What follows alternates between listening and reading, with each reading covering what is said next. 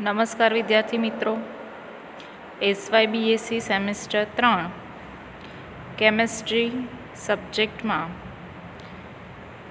Paper code CCCH301 જેનો આપણે અભ્યાસ કરી રહ્યા છીએ. વિદ્યાર્થી મિત્રો, આપણે સબ્જેક્ટ CCCH301માં યુનિટ નંબર 3 થર્મોડાયનેમિક્સ એટલે કે ઉષ્માગતિશાસ્ત્ર આ ટૉપિક પર અભ્યાસ કરી રહ્યા છીએ.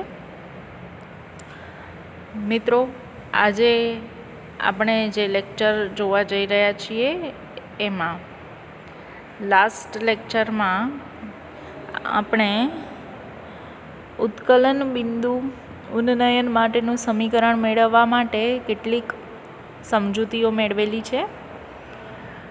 તો આજે લેક્ચર નંબર 27માં હવે આપણે એ સમીકરણને આગળ સમજીશું. ફરી આપણે જ્યારે સમીકરણ સમજીએ છીએ ત્યારે ખૂબ અગત્યનું જે છે એ છે ઉત્કલન બિંદુ ઉન્નયન.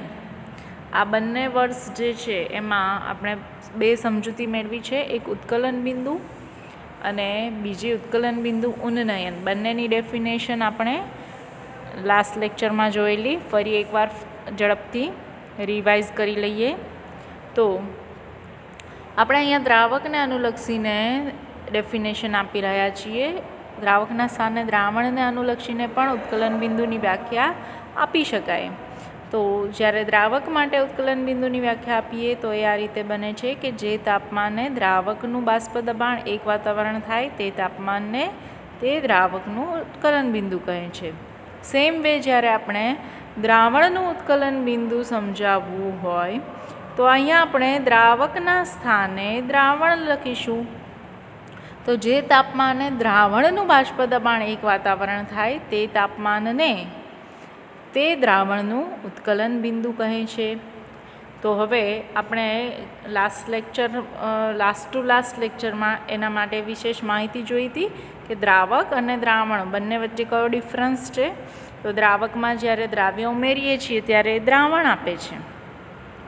તો દ્રાવક પ્લસ દ્રાવ્ય એ શું આપે છે? આપણને દ્રાવણ આપે છે. પરંતુ આપણે અત્યારે જે આપણે સમીકરણ મેળવવાનું છે એમાં દ્રાવક છે એ કેવું છે?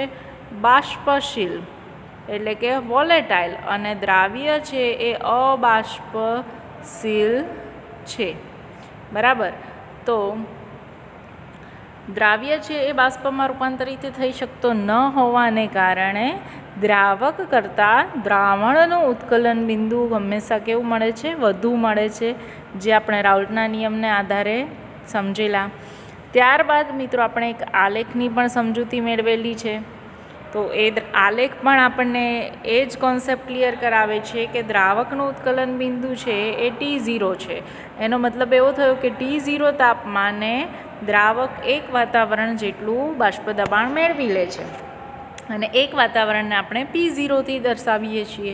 પરંતુ જ્યારે દ્રાવણ સ્થિતિમાં હોય તો દ્રાવણમાં અબાષ્પશીલ દ્રાવ્ય રહેલા હોવાને કારણે હવે આપણા દ્રાવણની જે ઉત્કલન બિંદુ છે એટલે કે દ્રાવણ જે તાપમાને P0 જેટલું બાષ્પ દબાણ ધરાવે, P0 એટલે કે એક વાતાવરણ જેટલું, તો એમાં અબાષ્પશીલ દ્રાવ્ય હોવાને કારણે એના તાપમાનમાં આપણે T જેટલો વધારો કરવો પડે છે, તો જ એ P0 સુધી પહોંચી શકે છે. તો આ જે તાપમાનમાં થતો ફેરફાર છે એટલે કે T0થી આપણે T જેટલું તાપમાન વધારવું પડે છે. શા માટે? કારણ કે દ્રાવણમાં અબાષ્પશીલ દ્રાવ્ય રહેલા હોવાને કારણે દ્રાવણનું બાષ્પ દબાણ એક વાતાવરણ મેળવવા માટે તાપમાનમાં T0થી T જેટલો વધારો કરવો પડે છે, એટલે કે તાપમાનમાં ડેલ્ટા T જેટલો ફેરફાર કરવો પડે છે. તો આ તાપમાનમાં થતા વધારાને એટલે કે એના ઉત્કલન બિંદુએ P0 દબાણ પ્રાપ્ત કરવા માટે જરૂરી ઉષ્ણતામાનને દ્રાવણનું બાષ્પ દબાણ T કહે છે. તો અહીંયા દ્રાવણનું બાષ્પ દબાણ આપણે એક વાતાવરણ મેળવવું હોય તો તાપમાનમાં ડેલ્ટા ટી જેટલો ફેરફાર કરવો પડે છે, અને જેને આપણે ઉત્કલન બિંદુ ઉન્નયન કહીએ છીએ. તો ઉત્કલન બિંદુ ઉન્નયનની ડેફિનેશન જોઈએ તો જ્યારે દ્રાવણનું બાષ્પ દબાણ P0 સુધી પ્રાપ્ત કરવું હોય તો એના ઉષ્ણતામાનમાં T0થી T લઈ જવું જરૂરી છે. એટલે કે T - T0 એટલે ડેલ્ટા ટીને એનું શું કહેવાય છે? ઉત્કલન બિંદુ ઉન્નયન કહે છે. અહીંયા આપણે તાપમાનમાં વધારો કરવો પડે છે, માટે એને ઉત્કલન બિંદુ ઉન્નયન શબ્દથી ઓળખીએ છીએ.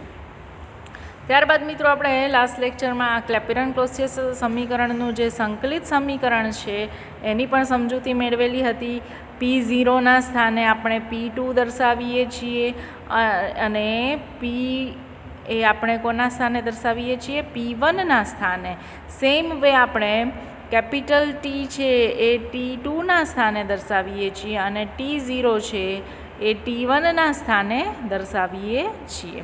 તો P2 અને P1ની વેલ્યુ આપણે P0 અને P લીધી એટલે આપણને સમીકરણ 1 મળ્યું. સેમ વે આપણે T1 અને T2ના સ્થાને T અને T0 લીધા છે. તો એના આધારે આપણે આ ક્લેપેરોન-ક્લોસિયસનું સંકલિત સમીકરણ નંબર 1 મેળવેલું હતું. હવે મિત્રો આપણે આગળ જોઈએ તો એની આપણે નેક્સ્ટ સ્ટેપમાં ક્રોસ ગુણાકાર કરેલો આપણે સમીકરણ નંબર 4 સુધીની સમજૂતી મેળવેલી છે. હવે સમીકરણ 4 બાદ આપણે આ પણ મૂલ્યની સમજૂતી મેળવેલી હતી કે log P0/P છે એને આપણે આપણું જે સમીકરણ 4નું લેફ્ટ હેન્ડ સાઈડનું પદ છે. તો હવે P0/Pને આપણે અલ્ટર ચેન્જ કર્યા, એટલે કે અંશની વેલ્યુ છેદમાં લાવી અને છેદની વેલ્યુ છે અંશમાં લઈ ગયા, માટે એની જે નિશાની છે એ માઇનસ થઈ ગઈ. તો ln P0/P is equal two આપણે શું લખી શકીએ છીએ? Minus ln bracket 1 minus P0 minus P/P0 bracket complete. તો આપણે આ જે સ્ટેપ લખ્યું છે એની લાસ્ટ લેક્ચરમાં સમજૂતી મેળવેલી હતી કે આ જે બ્રેકેટવાળી વેલ્યુ છે, એટલે કે આ મોટો બ્રેકેટ જે દર્શાવેલો છે એનું તમે ગાણિતિક સાદુરૂપ આપો, ક્રોસ ગુણાકાર કરો તો એનો આન્સર આપણને સાદુરૂપ શું મળે છે? P/P0. એટલે P/P0ના સ્થાને આપણે આ બ્રેકેટની વેલ્યુ લખી શકીએ. આપણે શા માટે આવું કરી રહ્યા છીએ? તો એવું કરવાનું રીઝન એ છે કે ln P0/P is equal two આપણે આવી કંઈક વેલ્યુ લાવી છે.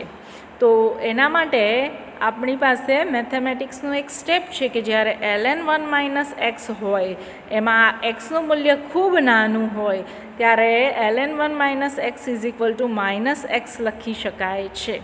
તો એ વેલ્યુનો આપણે યુઝ કર્યો, અને હવે આપણે એનું સાદુરૂપ છે આગળ સમજીએ. તો ln P0/P is equal two તમે જોઈ શકો છો કે આ બંને પદ કેવા છે? નેગેટિવ છે, માટે હવે કેવું બની જાય છે? પોઝિટિવ બની જાય છે. તો પરિણામે ln P0/P is equal two આપણે શું લખી શકીએ? P0 - P/P0. તો આપણું સમીકરણ નંબર 4 જે છે એ આ પ્રમાણેનું છે. ln P0/P is equal two LV/R delta T/T². તો આપણે અહીંયા બે આપણું લેફ્ટ હેન્ડ સાઈડ અને રાઈટ હેન્ડ સાઈડ આપણને આવી રીતે સમીકરણમાં બે કિંમતો મળી. તો સમીકરણમાં રહેલી જે લેફ્ટ હેન્ડ સાઈડની કિંમત છે એનું આપણે સાદુરૂપ આપ્યું અને સમીકરણ નંબર 5 મેળવ્યું છે. હવે સમીકરણ 5 જે મળ્યું એમાં ln P0/P જે છે એના સ્થાને આપણે શું દર્શાવીશું? P0 - P/P0. તો આપણે જે સમીકરણ 5 મેળવ્યું છે એની કિંમત આપણે સમીકરણ 4માં મૂકીએ છીએ. એટલે કે લેફ્ટ હેન્ડ સાઈડ રહેલા ln P0/Pના સ્થાને આપણે દર્શાવ્યું છે P0 - P/P0 is equal two LV/R into delta T/T². હવે આપણે જે આ વેલ્યુ મેળવેલી છે સમીકરણ નંબર 6ની, તો એ સમીકરણ 6માં આપણે જોઈ શકીએ છીએ કે જે લેફ્ટ હેન્ડ સાઈડ છે એ રાઉલ્ટના નિયમમાં આપણે સમજેલા છીએ. તો એ રાઉલ્ટના નિયમનો હવે આપણે ઉપયોગ કરવાનો છે. રાઇટ હેન્ડ સાઈડની જે વેલ્યુ છે એને આપણે અત્યારે એઝ ઇટ ઇઝ રાખીએ છીએ, એનું કોઈ સાદુરૂપ આપતા નથી, પરંતુ જે લેફ્ટ હેન્ડ સાઈડ છે એનું આપણે હવે સાદુરૂપ વિશેષ આપવાનું છે. તો રાઉલ્ટના નિયમ પ્રમાણે આપણી પાસે આવું ઇક્વેશન છે કે P0 minus P/P0 is equal two n/n plus capital N. અહીં આપણી પાસે સ્મોલ n અને કેપિટલ N બે પ્રકારના n છે. તો આ બંને n જે છે એ શું સૂચવે છે? તો સ્મોલ n જે છે એ દ્રાવ્યના મોલ સૂચવે છે, જ્યારે કેપિટલ N છે એ દ્રાવકના મોલ સૂચવે છે. હવે આપણે એને નેક્સ્ટ સ્ટેપમાં જોઈએ. તો તમે મોલ બરાબર શું આપણે ડેફિનેશન આપીએ છીએ? તો મોલ બરાબર શું થાય છે? વજન છેદમાં અણુભાર. હવે આપણે એ જે સ્ટેપ છે લાગુ પાડીએ એ પહેલાં થોડી વિશેષ માહિતી જોઈએ. તો મંદ દ્રાવણ એનો મતલબ થયો કે દ્રાવ્યનું પ્રમાણ કેવું હોય? ખૂબ ઓછું, અને દ્રાવકનું પ્રમાણ કેવું હોય? વધારે.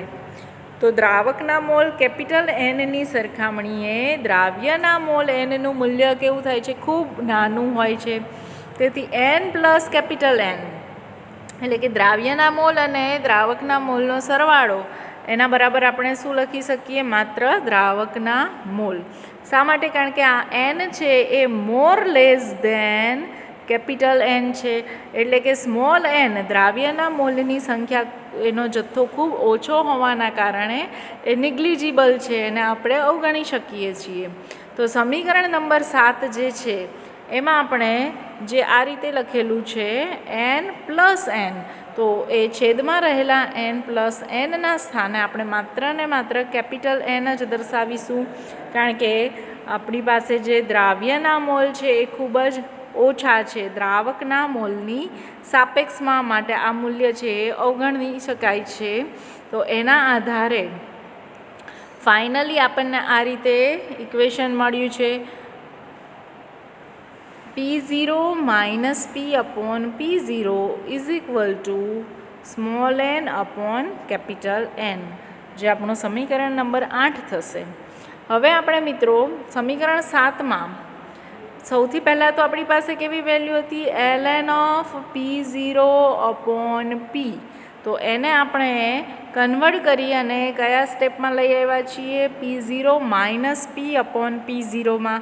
અને ત્યારબાદ આપણે રાઉલ્ટના નિયમનો ઉપયોગ કર્યો, અને હવે એ જ સ્ટેપના સ્થાને એટલે કે ln P0/P જે સમીકરણ 4માં હતું એના સ્થાને આપણે હવે સમીકરણ 8માં P0 માઇનસ P/P0નો ઉપયોગ કરી અને આ સ્ટેપના સ્થાને આપણે દર્શાવીએ છીએ small n upon capital N is equal two, હવે આપણું જે સમીકરણ નંબર 5 હતું એ એઝ ઇટ ઇઝ જ છે એના, એટલે સમીકરણ નંબર 5માં તમે જોઈ શકો છો કે સમીકરણ નંબર 5 એ આપણું આ રીતે છે ln P0/P is equal two P0 minus P/P0, અને ત્યારબાદ આપણે એ સમીકરણ 6માં કિંમત લાગુ પાડી.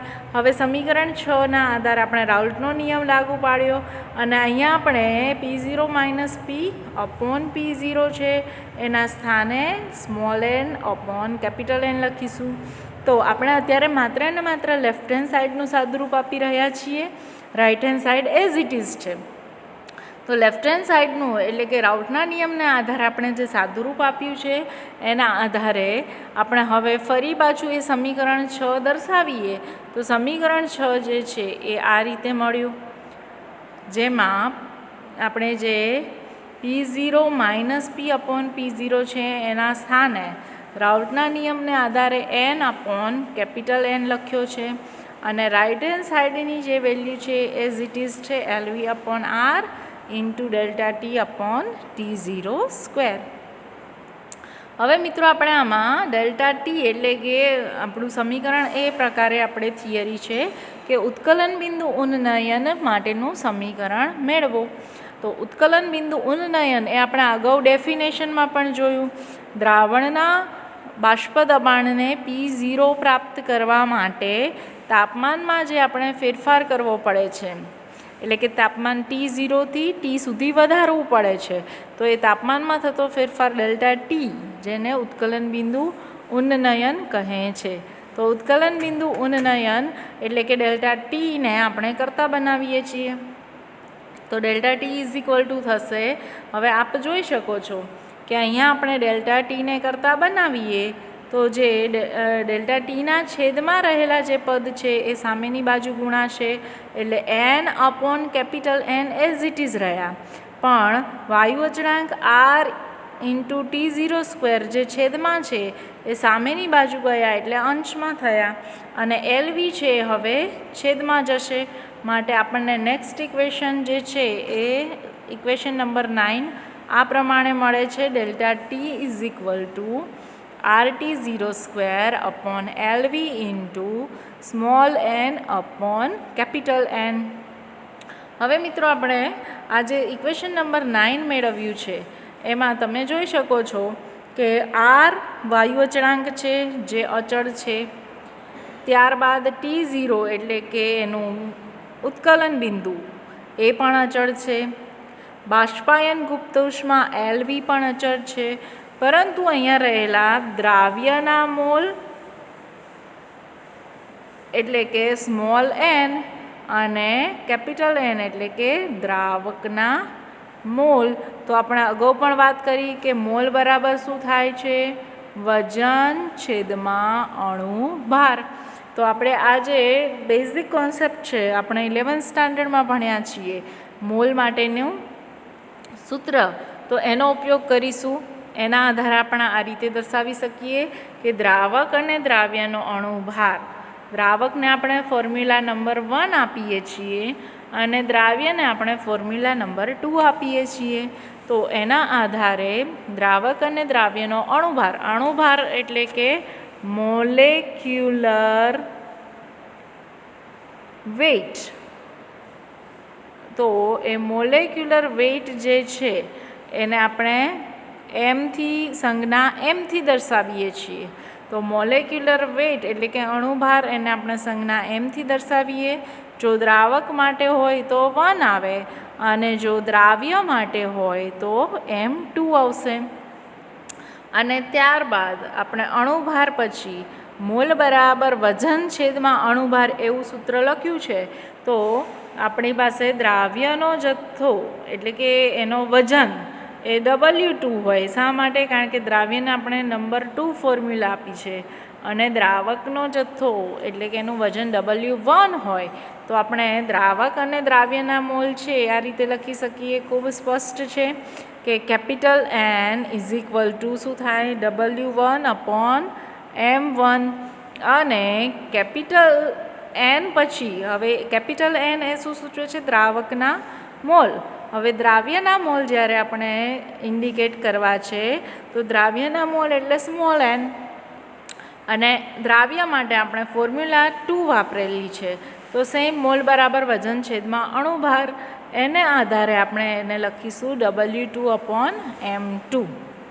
બરાબર છે. હવે મિત્રો આપણે આ જે સ્મોલ n એટલે કે દ્રાવ્યના મોલ અને દ્રાવકના મોલ એ જે છે એને આપણે સમીકરણ નંબર 9માં લાગુ પાડીએ. તો delta T is equal two RT02 upon LV, જે એઝ ઇટ ઇઝ છે કારણ કે બધી વેલ્યુઓ કેવી છે? અચળ છે, અચળાંક છે. માટે RT02 અપોન LV ઇન્ટુ, હવે અહીંયા બહુ સ્પષ્ટ છે, આપણી પાસે આ રીતે હતું small n upon capital N. તો સ્મોલ n એટલે કે દ્રાવ્યના મોલ છે. તો એના માટે આપણે શું લખીએ? W2 અપોન M2 ડિવાઇડેડ દ્રાવ્યના મોલ. એ કમ્પ્લીટ થઈ ગયું. હવે આવે છે દ્રાવકના મોલ, એટલે એના માટે શું થશે? W1 upon M1. તો આ જે M1 છે એ છેદનો છેદ છે, માટે એ ક્યાં જશે? અંશમાં જશે. પરિણામે આપણને આ રીતે સ્ટેપ મળે છે. જે સ્મોલ n છે તો એઝ ઇટ ઇઝ રહ્યા. બરાબર છે. એટલે કે સ્મોલ n એટલે કે દ્રાવ્યના મોલ બરાબર W2 અપોન M2. પરંતુ જે આ છેદનો છેદ M હતો એ અંશમાં ગયો માટે હવે દ્રાવકના મોલ કેપિટલ એનના સ્થાને આપણે દર્શાવેલું છે m1/W1. તમે જોઈ શકો છો કે આ m1 ઉપર જાય તેમ છતાં છેદમાં તો W1 રહે જ છે. તો આ રીતે આપણે દ્રાવક અને દ્રાવ્યના મોલની કિંમત મૂકી. હવે m1 જે છે m1 એને આપણે અંશમાં છે તો એને આપણે છેદના છેદથી દર્શાવીએ એટલે LVની નીચે લાવીએ. તો હવે નેક્સ્ટ સ્ટેપ જે છે આ રીતે બને છે, જુઓ તમે.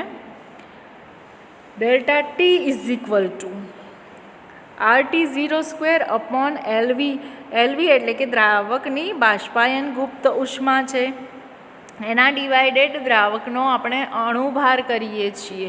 તો તમે એ કિંમત જાણો જ છો કે જ્યારે આપણે આ પ્રતિ મોલ બાષ્પાયન ગુપ્ત ઉષ્મા LV હોય તો એને પ્રતિ ગ્રામમાં કન્વર્ટ કરીએ ત્યારે સ્મોલ LV ઇન્ટુ M થાય છે. બરાબર છે. તો એ જ અનુસંધાને હવે જ્યારે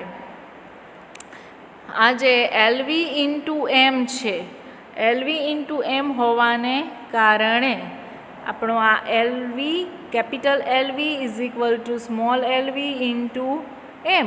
હવે આ અણુભાર છે એ કેપિટલ LVના છેદમાં જાય એટલે એનું વેલ્યુ શું થઈ જાય? Small LV. એટલે આપણે જે પ્રતિ મોલ બાષ્પાયન ગુપ્ત ઉષ્મા છે એને પ્રતિ ગ્રામ બાષ્પાયન ઉષ્મામાં કન્વર્ટ કરીએ છીએ, કારણ કે આપણી પાસે દ્રાવ્ય અને દ્રાવકનું વજન છે એ પણ શેમાં હશે? ગ્રામ એકમમાં. તો એ ગ્રામ એકમમાં હોવાને કારણે આપણે જે બાષ્પાયન ગુપ્ત ઉષ્મા છે એને પણ આપણે ગ્રામમાં કન્વર્ટ કરીએ છીએ. પરિણામે હવે આપ જોઈ શકો છો કે આ જે delta T is equal two RT02/L capital LV upon M1 into W2 divided M2 into W1. તો આ W2 એટલે શું છે? દ્રાવ્યનો અણુભાર છે. W1 એટલે દ્રાવકનો અણુભાર છે. અને M2 એ શું છે? દ્રાવ્યનો અણુભાર. આ બંને શું છે? એના વજન એટલે કે જથ્થો સૂચવે છે.